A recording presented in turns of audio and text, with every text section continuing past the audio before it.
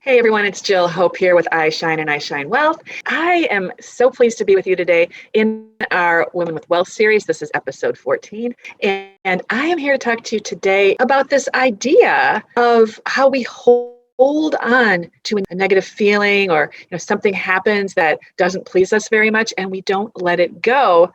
Yet we are going for our goal. We're trying to create something that we want to experience in our life. I know people who have had their businesses destroyed and money embezzled and things like that. And what we do is we get stuck on the negative feeling, the negative idea, the thing that happened, and to the point where we don't let it go. And yet then we wonder, well, why aren't I making progress? Why aren't I creating the success I want? Why aren't the things that I'm doing working? And so many of us fall victim to this habit, and it is a nasty habit of not letting go of the feeling. Now, when the feeling happens, when the situation comes in, and it's like, oh my God, I can't believe this happened. This is a big problem. This is totally derailing what I'm trying to do. It feels like I'm not going to get there, and I'm really angry, and I can't believe this person did that, and yada, yada, yada. It's totally normal to have all those feelings, and you definitely want to feel them and process them. But at the same time, there comes a point where you've got to let it go. So I think we all do that to a certain degree in our lives. When these things happen, we get upset, we get resentful, we get angry, we get bitter, we might blame someone else. We feel like, well, it's because of this thing that I don't have what I want, or that thing's stopping me, or this person did this to me and now I can't have the thing I want. And we have all these ideas in our mind. And if we don't let them go, we make it really hard on ourselves to be able to achieve our dream, at least when it comes to doing it in a way that feels easeful and graceful. So think about this for a minute. Everything is energy, right? I mean, if you are a conscious person, if you've done a lot of your own personal growth, you know what I'm talking about. We've pretty much accepted the idea that everything is energy. And if everything is energy, then of course, our thoughts are energy because our thoughts are a part of everything, right? Everything is everything. So if our thoughts are energy, which they are, and you are holding on to these negative, limiting thoughts, that means you are holding that energy in your body. You are making a space for it, and you are keeping it there by continuing to play that thought over and over in your mind. And when we hold energy, we create a block. We create an energetic block in our system. And then we wonder why we're not in the flow. We wonder why the ideas that we think we're being inspired to have are not actually creating the fulfillment we desire. We wonder why things have to be so hard, why it can never be easy, why we don't feel like we're in the flow. Well, it's probably because you've got a big old energy block that is stuck in your system that is blocking things up for you. And I know this is kind of a crazy example, but when I was sitting down and reflecting on this idea for this talk today, this image and memory came just flooding into my brain. And whenever that happens, I know it's something important. And this was back when I was quite a bit younger, probably in my 30s. And my parents still had their, the family home that we grew up in. And they live in this beautiful wooded area. That the backyard was very wooded and plush and gorgeous plantings and gorgeous big trees. And we had this big deck out there in the back. And so I was just relaxing on the deck one day. It was a sunny day, and I was just enjoying the beautiful sunshine. I was laying down. I was really in my Zen place, very chill, very much in the zone. And our cat, who was an indoor cat, but who my parents would let go out and roam, and he just loved to kind of like hunt things down. Well, he came up the steps. Now, I didn't know this was happening. I was laying there. He comes walking up the steps, puts his face right here next to mine. There's a huge bird in his mouth, and he drops it right next to my head. And I screamed. Like, I completely screamed. It totally just took me off guard. I was not expecting that. It freaked me out. I jumped up, and my poor cat was like, "What? I brought you this trophy, and you're freaking out on me." And so I felt kind of bad afterwards. However, this big old dead bird was now laying right next to me. And it kind of got me thinking about how this cat would deal with his prey, because it's not that they don't eat these things. And the way we would talk about it is we kind of joke that he just liked to play with things to death. Like he would take swipes at things, and I think he was just playing with it. But you got a little too rough for the birds and would just kind of play with something until there was no life left in whatever he was playing with, and that was it. And it's kind of like what we do with our thoughts, these negative, limiting experiences that we allow to hold us back. We play with the ideas over and over in our head. We replay the situation, we replay the anger, we get re-angered at what happened, we get re-resentful. We go through the whole set of emotions again and again and again, and we play with it to death. And literally, sometimes it can be to the death, to our death, because what they say is that all physical dis-ease comes from an emotional issue first. It stems from an emotional issue. That emotional issue becomes an energetic block. And if we continue to feed that and we don't clear it and heal it, well, some of these things could potentially turn into a dis-ease.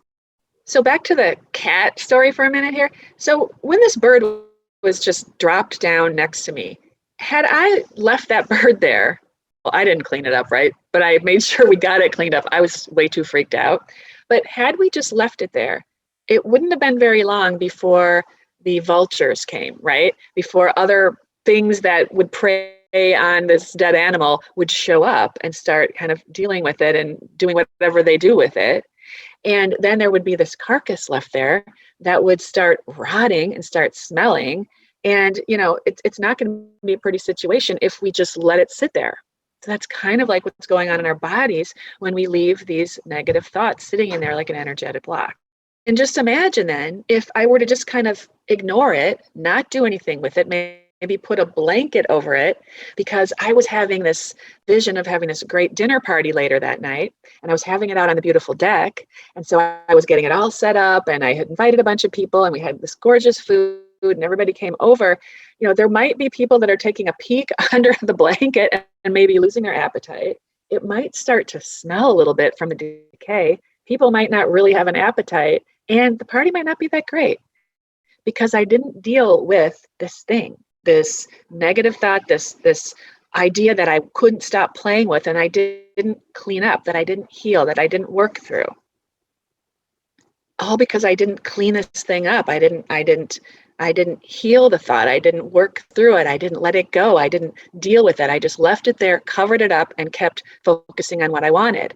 Can you see how when we do that, we aren't really getting the full vision that we want? It's not going to be the results that we are actually really going for when we leave that there to fester. So it is really important that we look at it, we feel it for sure. You've got to feel it to heal it. You've heard that saying before, probably. You have to feel it to heal it. But then you got to let it go. Now, I'm going to be really, really transparent about something, and tell me if you feel this way too. But sometimes when these things happen, it actually feels kind of good to be pissed off. Like I don't know, it is almost like a relief, where it's just like, okay, I can be mad. I can pour these emotions into something. There is a sort of good feeling that we get, I think, at least I certainly have, where it feels good to allow ourselves to wallow in the feelings for a little bit. But the key word here is a little bit, because if you allow yourself to stay there day in and day out, you're not going to be in a place where you really get to come from the right perspective when you're working on your vision. Because when you're focusing on the negative aspects, the things that don't feel good, you are coming from a completely different vibrational space than when you're focusing on the dream, on what you want. If you're going to stay in that place where you're unhappy, you're pissed off, you're angry, you're resentful, you're bitter, you are completely not congruent with the feelings, the vibes, the energetic level of the thing that you want. And so from that place, you're actually going to be attracting in ideas that are on that level. And ideas on that level are not going to be the results that you want. That's when you get the dinner party where people leave early, they don't eat the food, and they don't talk highly about it, right?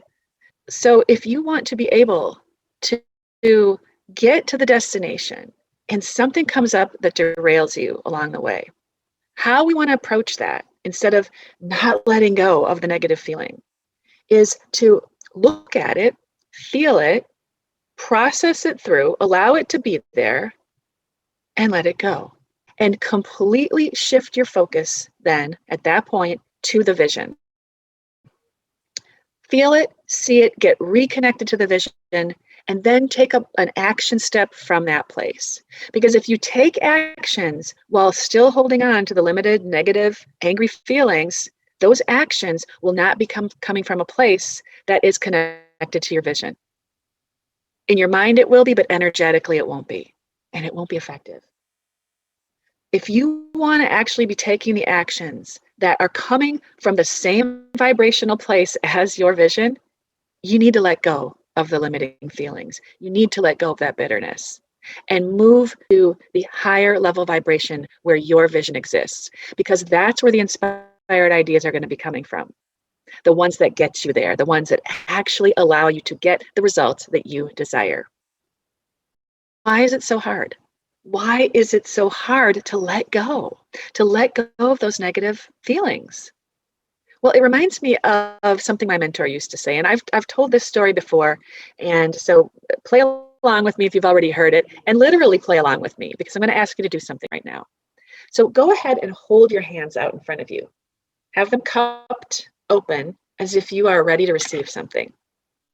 So as you're holding your hands open, imagine now that I take a hot coal and I place it in your hands. What's your first reaction? What would you do in that moment that I place the red hot burning coal into your hands? You're going to drop that thing, right? You would drop it in a hot nanosecond. The minute that heat touched your palm, it's gone. Why? Because it hurt. And so we dropped it.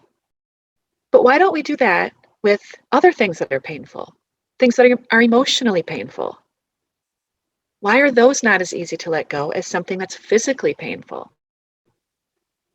How can we expect to create something that feels really great when we won't let go of the pain? How can my body ever feel good when I'm holding a hot coal? If I ignore that pain and keep on going, it's only going to get worse. I won't be pain-free, no matter how great of a thing I create, right? So the key is to let go and to move forward from the vision, not from the pain. Move forward from the vision, don't move forward from the emotion. How do we do it? The best way I know how to move forward from the vision and not the pain, and how to let go of that pain so I can do that, is forgiveness. Forgiveness is the key. It is so important in allowing you to move forward and create what you want. So this could look like forgiving the person that puts you in the negative situation, forgiving the person who betrayed you, forgiving yourself for making a mistake that caused a problem that you're now having to deal with. I mean, self-forgiveness is huge. I look at this every day, actually. I will every morning look at, what do I need to forgive myself from the day before? I see if there's anything there, if there's anything lingering that I haven't let go of yet. So that is a great practice to follow. It only takes a minute or two every day, and it's a great way to start your day from a clean slate, to start your day from your vision rather than from your pain or from your negativity or from your anger or from your resentment. So how can you use forgiveness in your life?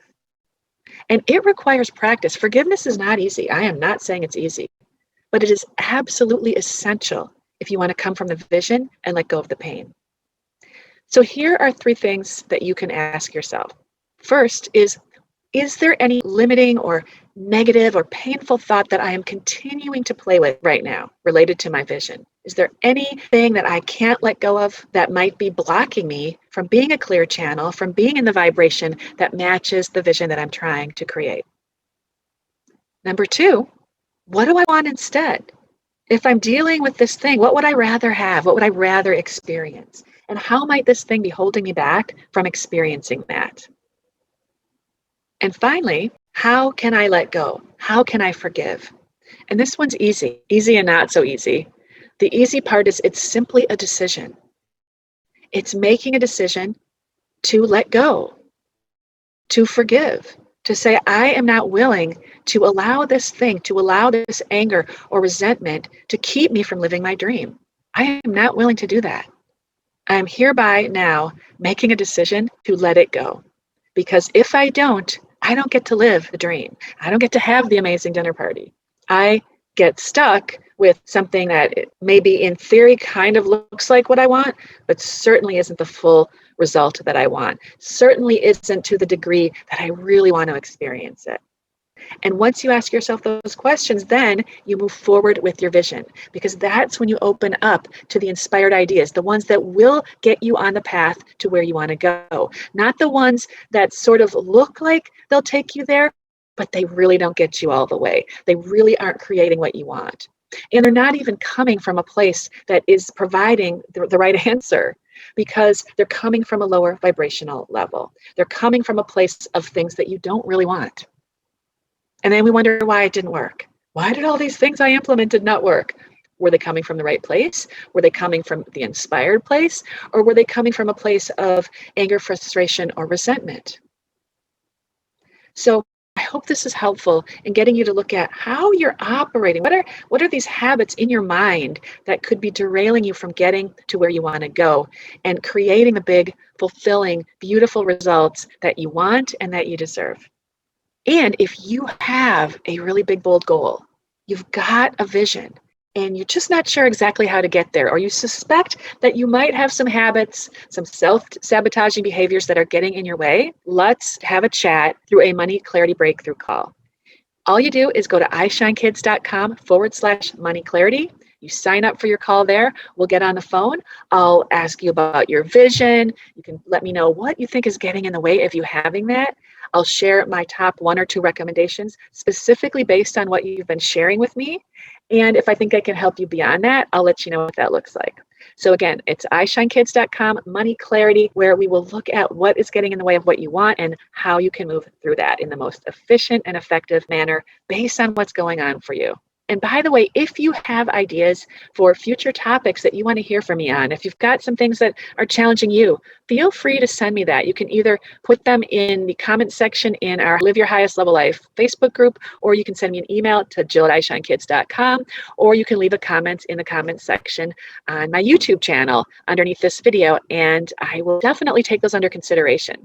Everything that I share in this series are things that I personally have experienced and moved through, or I have helped clients move through them. So if you've got something that is holding you back, is stopping you, is getting in your way, and you don't know how to move forward, let me know what that is, because I may talk about that in a future video. And remember to get in on our Facebook group, Live Your Highest Level Life, if you want to be able to join us for the live tapings of these calls where I answer your questions. So until next week, thank you for being here, and I'll see you soon. Bye-bye.